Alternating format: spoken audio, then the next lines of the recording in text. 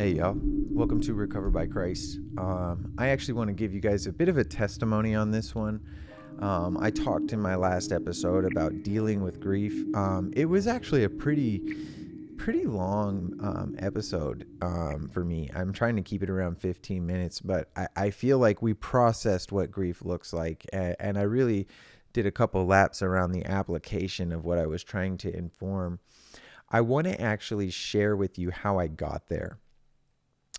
So when my brother died, I actually remember the moment I was doing the laundry. My son was 2 weeks old. I was getting a video call from my mom, and it's uncharacteristic for her to call me at that time of day like that. It was just like it, but I thought, oh, she's calling to see my son. Actually, it was not. It was her calling me to give me this bad news, right? And I remember getting off the phone with her, and I bent over and I just wanted to scream, but I also had this question. And as soon as I was about to ask, like, audibly, why God, like, it stopped at the back of my throat, and I heard in my spirit, I heard the Lord say, don't do that. I grew to understand that God was telling me not to question him, not to blame him, but to just let it be. Like, it wasn't his fault, right? In that, I shared before in my message on gratitude, I was just beat down by grief immediately. I went into shock. Life seemed fake. I can't explain it. If you've been there, you know what I mean. But everything felt like the shock and the adrenaline and the grief were so intense and so immediate that life, it didn't become cool. It was like, but it was surreal. Like, I was like, none of this is real. Like, I'm not in reality anymore. I can't explain it. It hit me that hard. And I remember being in the shower, and the Lord was just like, I need you to start being thankful right now. And at the time, I just trusted God, and I started practicing Thanksgiving, and it broke the grief a little bit, and then I spent the next 18 months really kind of hijacked by grief. I would have days where I would just wake up and lay on the couch watching TV, kind of like call in sick to work, or I would stay up all night playing video games and then be a zombie the rest of the day. I would binge eat. Like I would eat dinner, then like 3 or 4 hours later, I would like eat a heavy meal, and then I would play video games till like 3 a.m, make another heavy meal.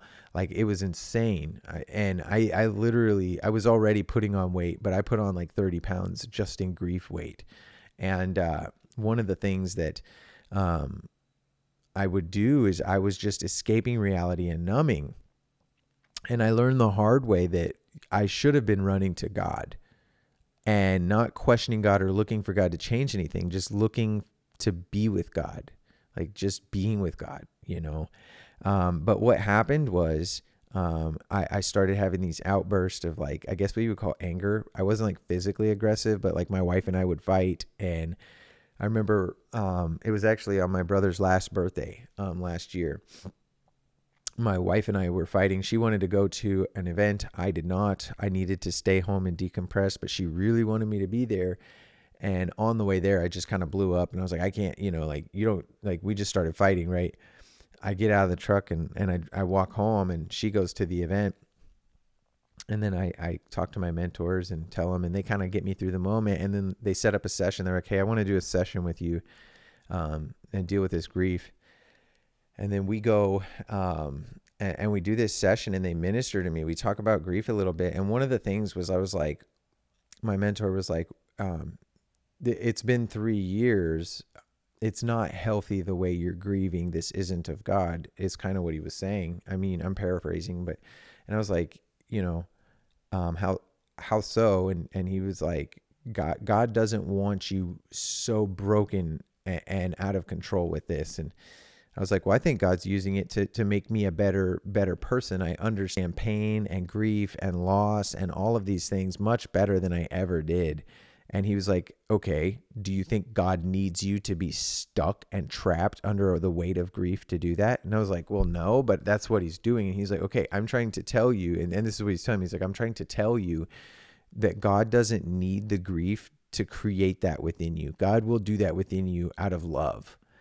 And he he was like, I think it's like a lie that the enemy has convinced you that you need this grief. And I'm like, well, I don't know, you know, what to say to that. And he was like, well, you're going to have to decide that you don't want to be in grief anymore. And then we can deal with this issue. And I was talking to his wife, and she was like, and this is like a group setting, right? Where it's me, him, and his wife. And I'm talking to her, and we're talking about grief. And she literally asked me, she's like, do you like, she asked me where I saw God in all this. And I was like, I mean, God's God. He's God. He's doing what he wants. And, he's not doing what he don't want to do. And she was like, what do you mean by that? And I was like, well, he he could have changed this situation, and he didn't. And so I just got to trust that God's doing God's stuff, and that's that. And I was like, I feel like he doesn't care. Like, God doesn't care about what I care about. Like, I've prayed about this person, like my little brother. It was one of the deepest desires in my heart to spend the rest of my life, like, being brothers and like uncling each other's kids, and all that stuff. And I was like, and God just didn't care about that. Like,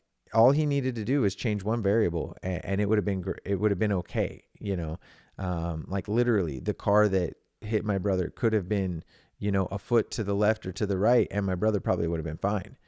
And I was like, God could have done anything, and he didn't. So it just tells me he doesn't care, and he's just going to do what he wants, and that was the lie, right? That God didn't care, that God wasn't there, and that like this thing happened and I just need to deal with it, And so my mentor did a good job at just saying, like, that's not God. God wants to come near to your grief. God wants to heal you and teach you through the grief. Yes, but he doesn't want you trapped in the grief. And finally, after like some strenuous debate, like I don't know. My mentor has my channel. I don't know that he watches my stuff, but in that, I give him a lot of credit. I give them a lot of credit because I'm stubborn and I'm hard-headed, and I will be in the wrong and debate you until you convince me.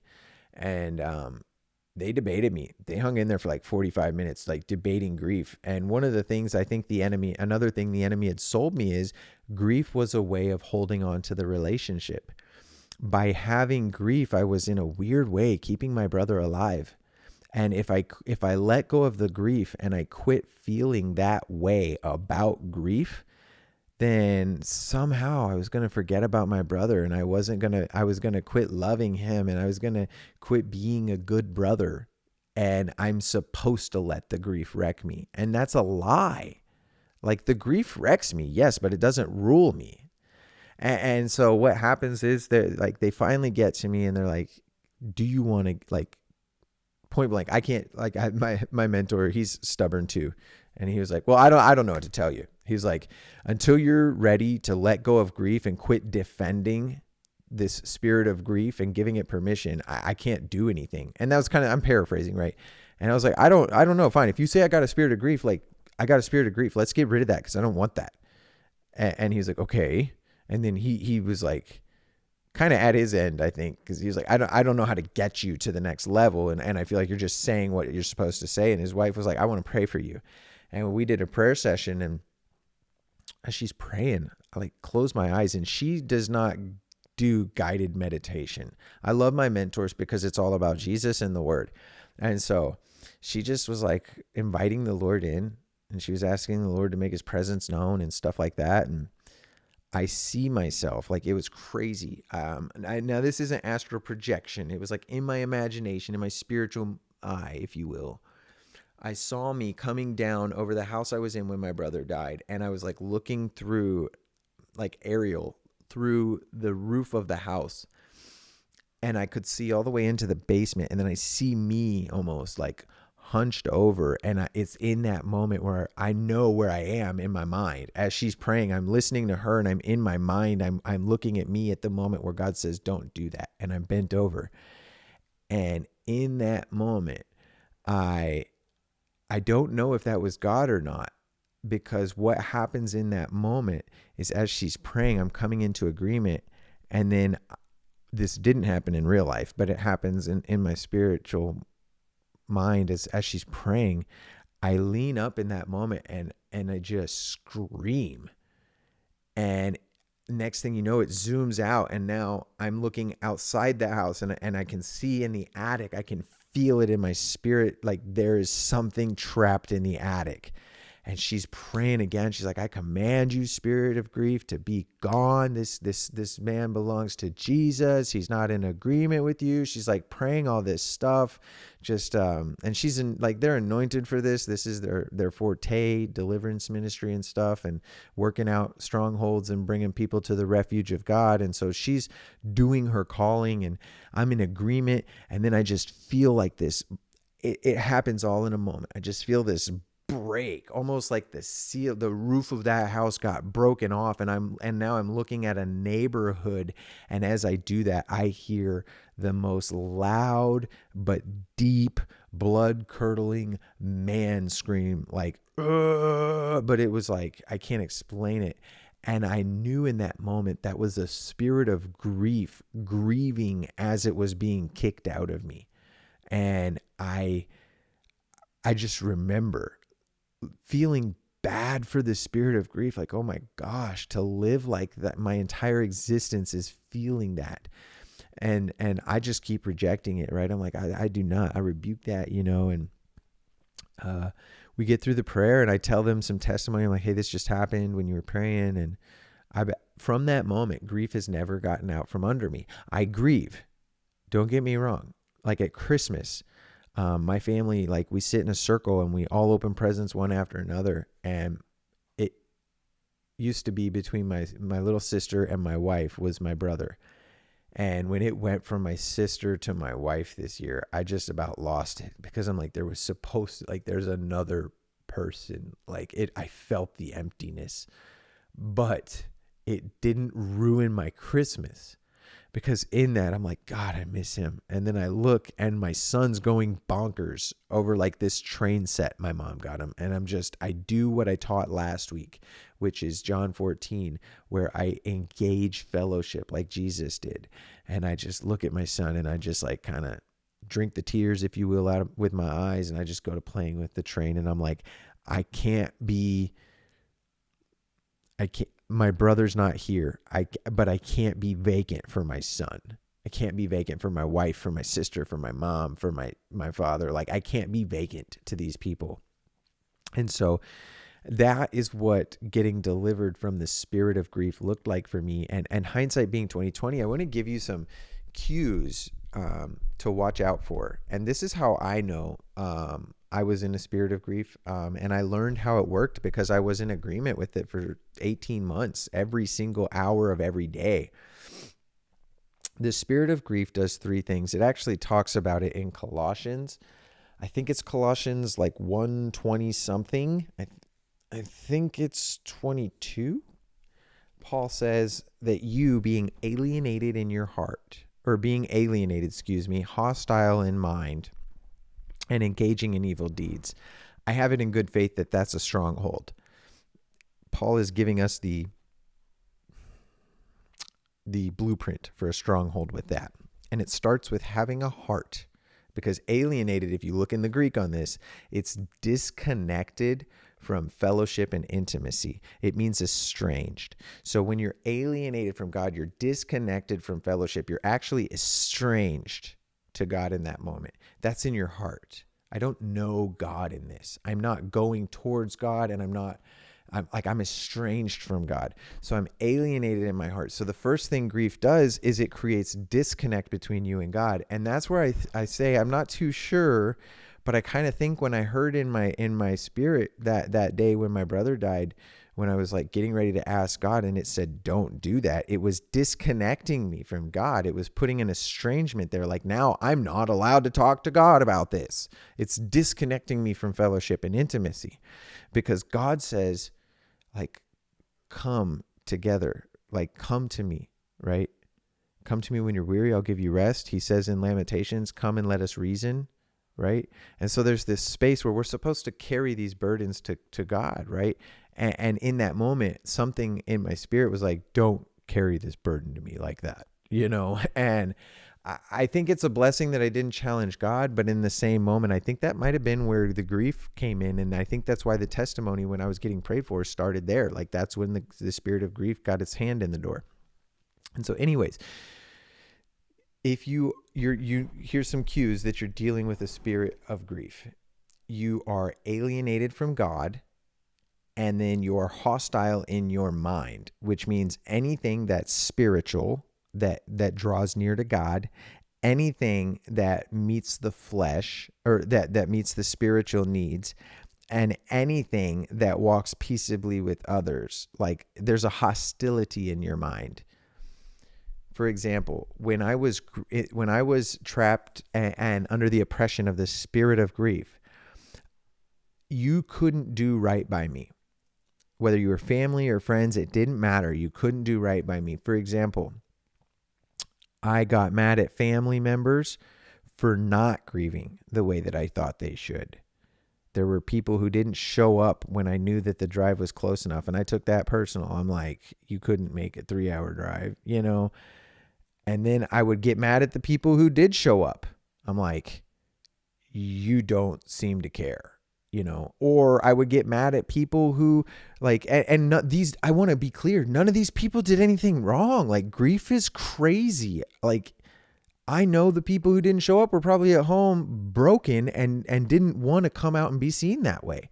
And I know the people that did show up were broken and didn't have a way to project themselves. Like we were just lost one of our favorite people. All of us did.